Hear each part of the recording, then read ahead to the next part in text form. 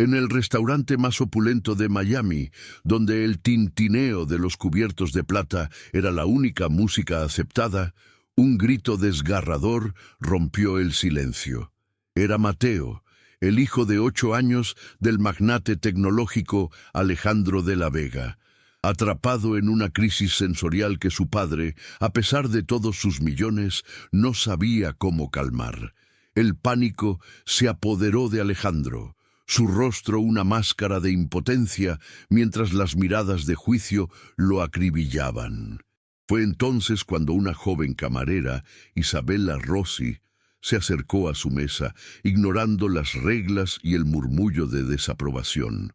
Se arrodilló junto al niño y comenzó a tararear una melodía suave, una canción de cuna que hizo que el mundo se detuviera. El pequeño se calmó al instante, pero el corazón de Alejandro se congeló por una razón completamente distinta. Esa canción era un secreto íntimo, una composición que él había creado exclusivamente para su esposa Liana, fallecida trágicamente hacía 7 años. Nadie en el mundo, absolutamente nadie, debería conocer esa melodía. El aire se escapó de los pulmones de Alejandro mientras observaba a esa completa extraña calmar a su hijo con el eco de su amor perdido. Una melodía que había muerto con su esposa. La camarera lo miró con una compasión que no había visto en años. Ajena al terremoto que acababa de provocar en su alma, todo su universo, construido sobre el dolor y el recuerdo de Liana, se tambaleaba al borde del colapso. ¿Qué harías si descubrieras que la llave del corazón de tu hijo la tiene una desconocida que canta la canción de tu esposa muerta? Antes de contarte cómo Alejandro descubrió que esa camarera era mucho más que una coincidencia imposible, detente un momento. Si crees que el verdadero amor puede superar incluso la muerte, deja tu like para fortalecer esta historia y suscríbete, porque la verdad que está a punto de salir a la luz es más impactante que cualquier mentira. El contraste entre sus mundos era tan abismal como la distancia entre el cielo y la tierra. Alejandro de la Vega vivía en una jaula de oro, una mansión frente al mar en Miami, que se sentía más como un mausoleo para sus recuerdos que como un hogar. Cada día era una lucha silenciosa por conectar con Mateo, su hijo autista no verbal, sintiendo que fracasaba una y otra vez. Por otro lado, Isabella Rossi luchaba por sobrevivir en los barrios obreros, trabajando turnos dobles para pagar las deudas médicas de su familia. Su única riqueza era un corazón desbordante de empatía y una intuición casi mágica para entender a quienes no podían hablar. Ese don, que parecía un simple gesto de amabilidad, se había convertido en la única esperanza para un padre desesperado y en la primera pieza de un rompecabezas que amenazaba con destruir un imperio construido sobre un terrible secreto familiar. Movido por una mezcla de desesperación por su hijo y una ardiente necesidad de respuestas, Alejandro le hizo a Isabella una oferta que era imposible de rechazar. Le propuso ser la cuidadora de tiempo completo de Mateo, ofreciéndole un salario que no solo saldaría las deudas de su familia, sino que le garantizaría un futuro que nunca se atrevió a soñar. En su mente era una transacción calculada. Él necesitaba su don inexplicable y ella necesitaba el dinero. Sin embargo, su corazón le decía otra cosa.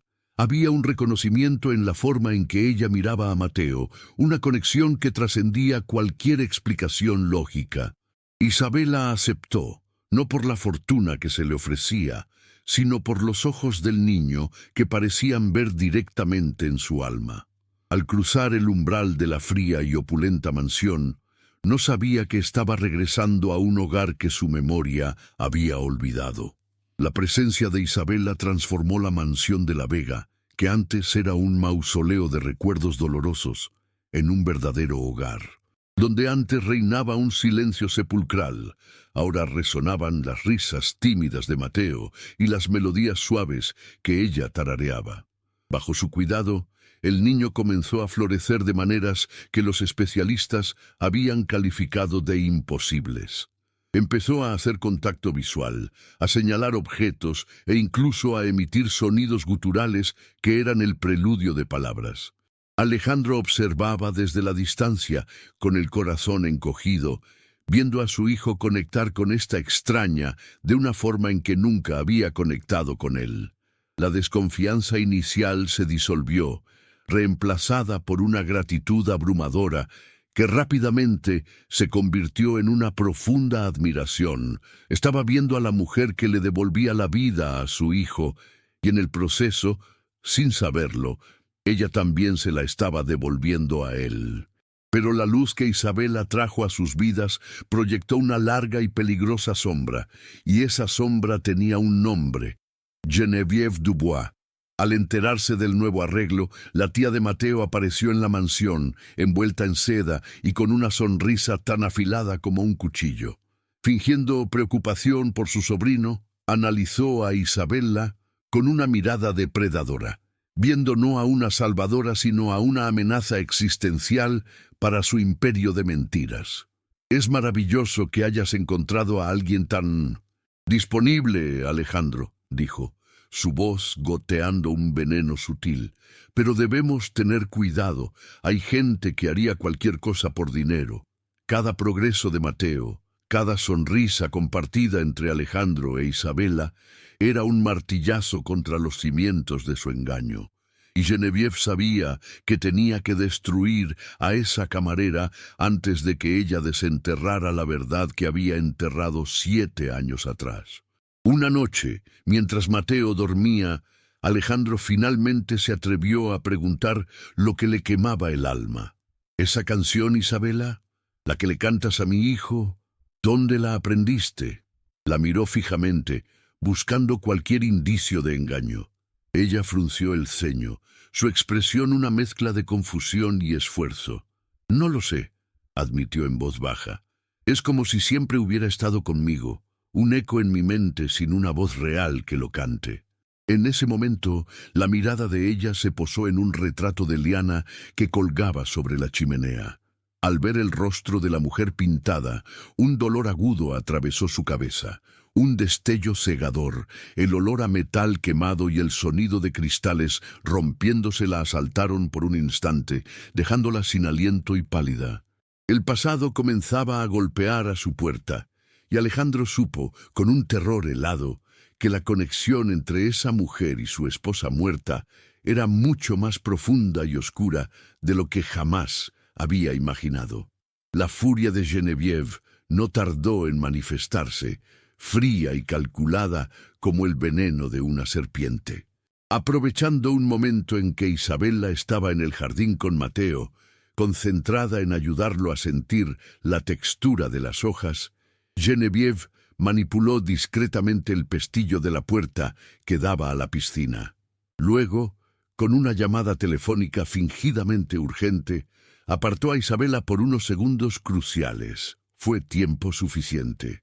Un chapoteo alarmante rompió la calma y Geneviève, apareciendo como una heroína, se lanzó a sacar a Mateo del borde del agua, quien había resbalado al intentar alcanzar un juguete. «¡Pudo haberse ahogado!», gritó, con lágrimas de cocodrilo en los ojos, mientras abrazaba al niño asustado. «Alejandro, te lo advertí. Su negligencia casi nos cuesta la vida de mi sobrino. Esta mujer es un peligro». El mundo de Alejandro se derrumbó. La imagen de su hijo en peligro, empapado y temblando, activó su miedo más profundo, eclipsando cualquier sentimiento que hubiera comenzado a florecer por Isabela.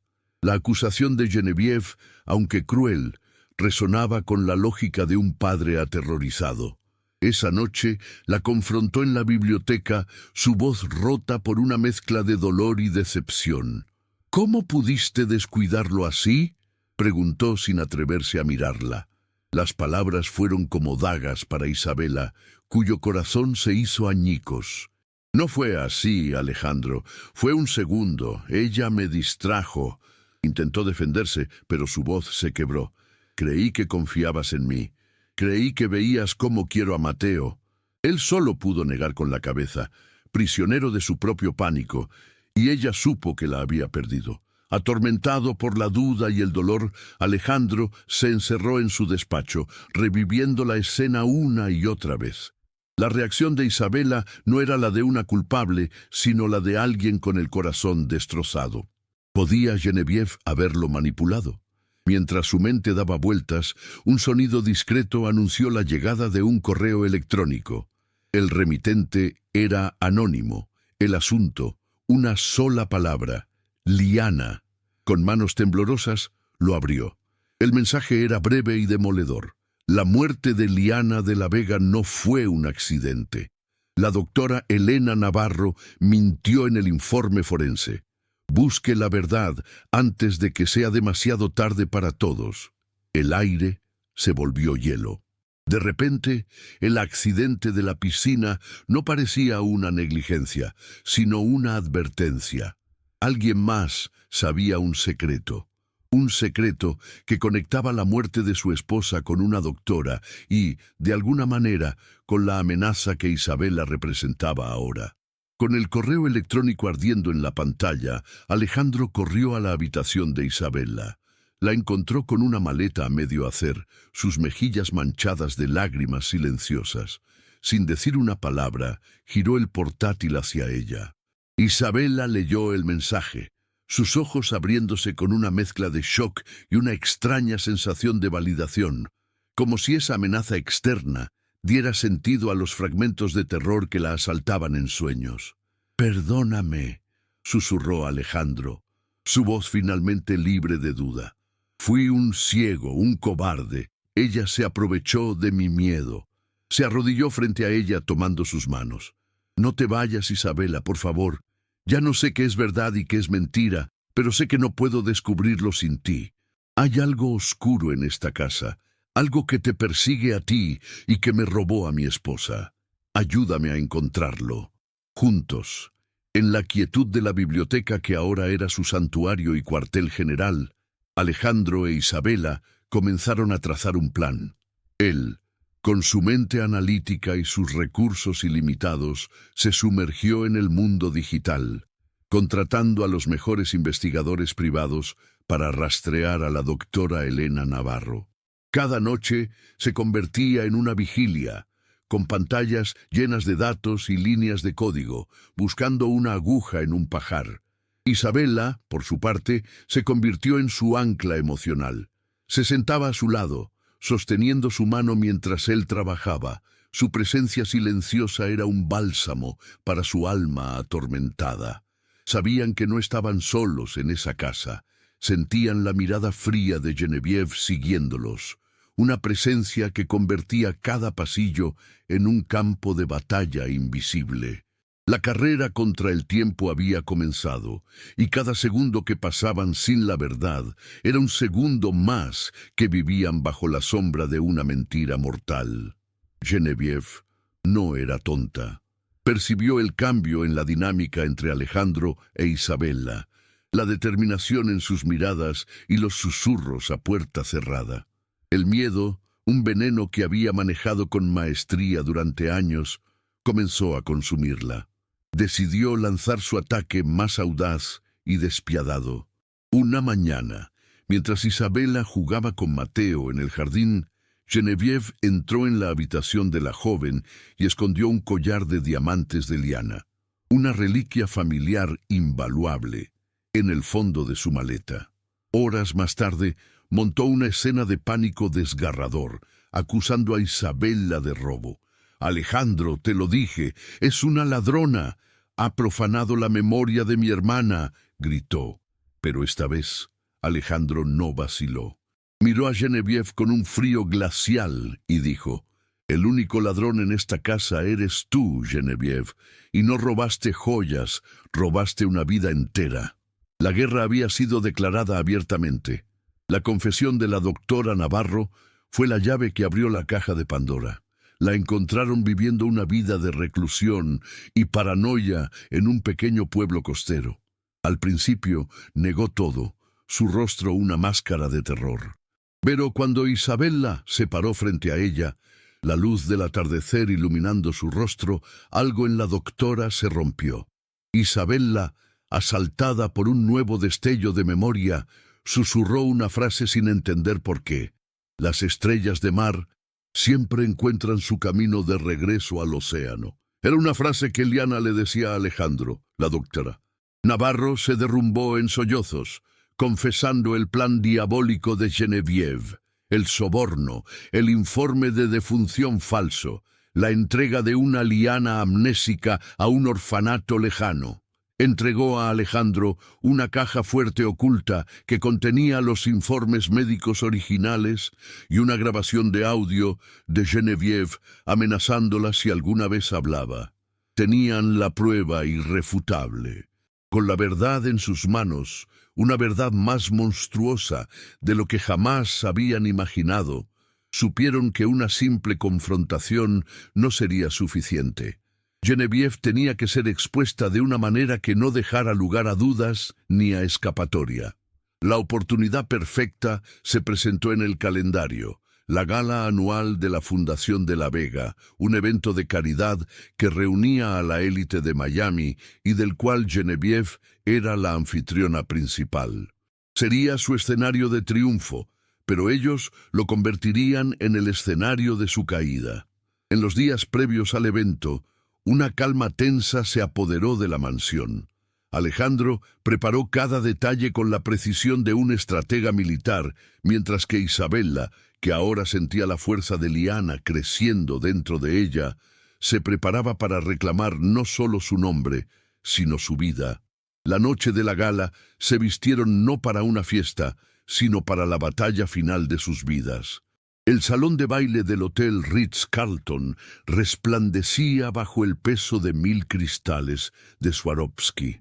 Genevieve Dubois, en el centro del escenario, era la personificación del poder y la gracia, aceptando los aplausos por su incansable trabajo con la fundación. Su sonrisa era un arma pulida, su discurso, una obra de arte de la hipocresía. Fue entonces cuando, desde el fondo del salón, una voz cortó el aire, clara y firme. «Tu trabajo no ha terminado, Genevieve». Alejandro de la Vega avanzaba entre las mesas, su presencia imponente silenciando los murmullos. No había ira en su rostro, solo una calma aterradora, la calma del que está a punto de desatar un huracán. Los ojos de Genevieve se entrecerraron, una chispa de pánico traicionando su fachada de hielo al ver a Isabella a su lado, sosteniendo su mano. El cuento de hadas estaba a punto de convertirse en una pesadilla para ella.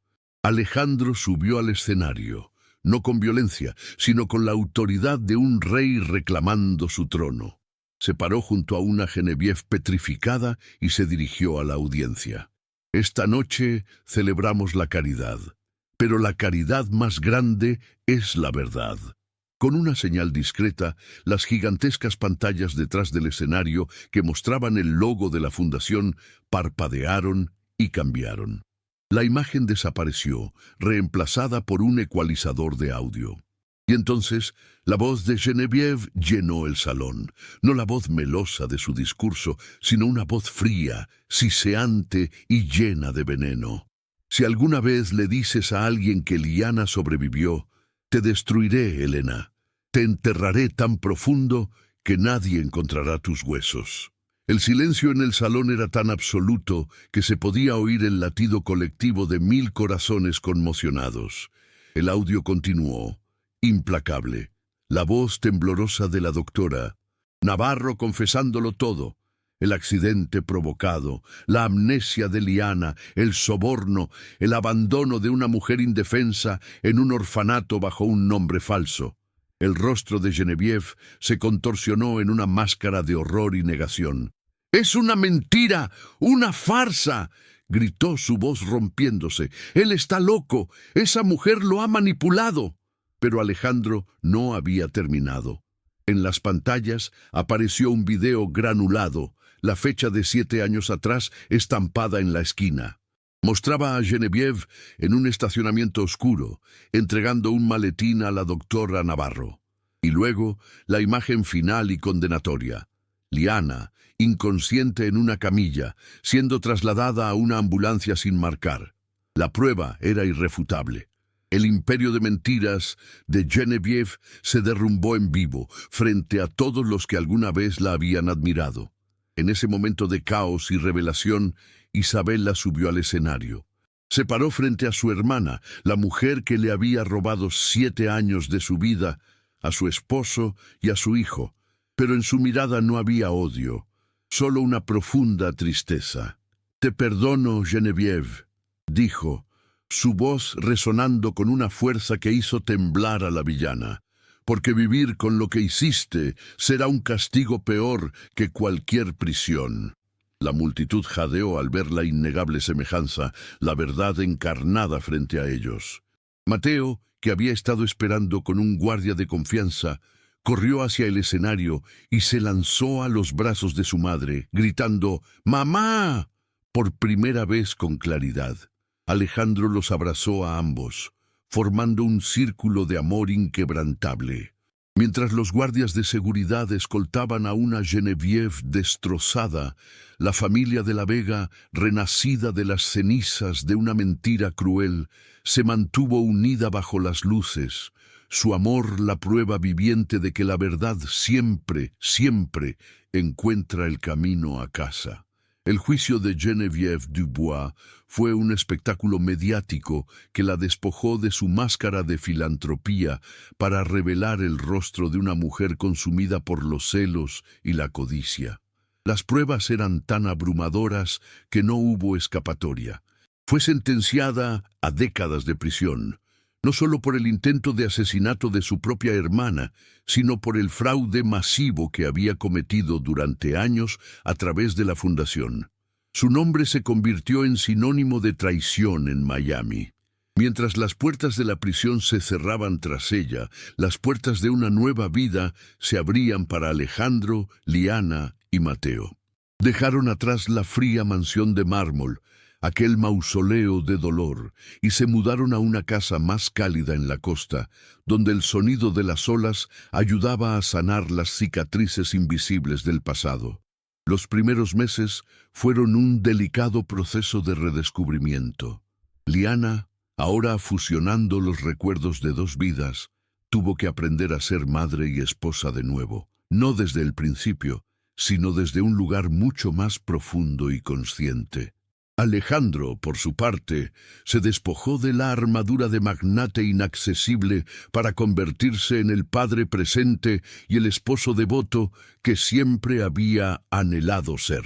Juntos, ayudaron a Mateo a procesar el milagro del regreso de su madre, celebrando cada nueva palabra y cada nueva conexión. No intentaron borrar los 7 años de ausencia, sino que los integraron a su historia como un testimonio de su increíble resiliencia, la prueba de que su vínculo familiar era más fuerte que cualquier mentira, más fuerte incluso que la propia muerte. 2 años después, en esa misma playa que había sido testigo de su sanación, Alejandro y Liana se casaron de nuevo. No hubo una multitud de invitados ni el brillo ostentoso de su vida anterior. Fue una ceremonia íntima, con el sol poniente pintando el cielo de tonos dorados y púrpuras. Mateo, ahora un niño de 10 años conversador y lleno de vida, les entregó los anillos con una sonrisa que iluminaba todo el océano. Liana, con flores silvestres en el cabello, ya no era solo Isabella ni solo Liana. Era ambas, una mujer forjada en el fuego de la pérdida y renacida en la fuerza del amor. Al decir «sí, acepto» por segunda vez, no estaban reparando un pasado roto, sino celebrando un futuro que habían conquistado juntos, contra todo pronóstico. La vida se asentó en una felicidad tan profunda y real que a veces parecía un sueño. La Fundación Liana Rossi, financiada por la fortuna de los de la Vega, se convirtió en un faro de esperanza para familias con niños con necesidades especiales, un lugar donde la empatía de Isabella y los recursos de Liana se unieron para crear milagros diarios. Mateo, ahora un preadolescente, prosperaba. Su mundo ya no era silencioso.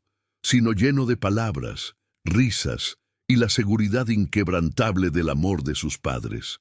Una tarde, mientras veían a su hijo jugar en el jardín, Alejandro abrazó a Liana por la espalda y le susurró al oído, sellando su historia para siempre.